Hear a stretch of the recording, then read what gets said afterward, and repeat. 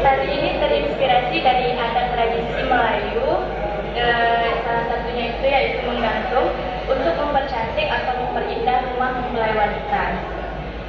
Menggantung atau memasang tabir ini biasanya dilakukan 7 hari sebelum bersanding oleh Mak Akram bertamu dan disuguhi tempat sirih sebagai simbol kepercayaan tuan rumah untuk mempercantik rumahnya.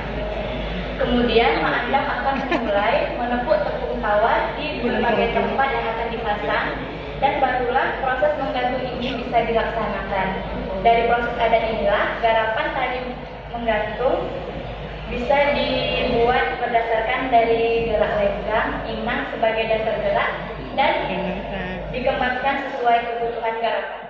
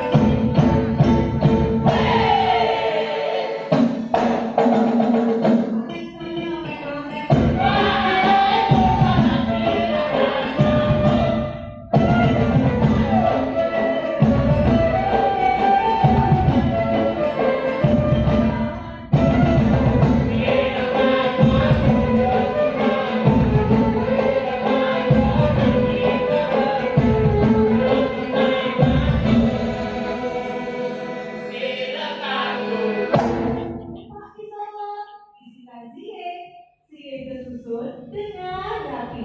Hanya terjemput saudara-saudari. Acara menggantung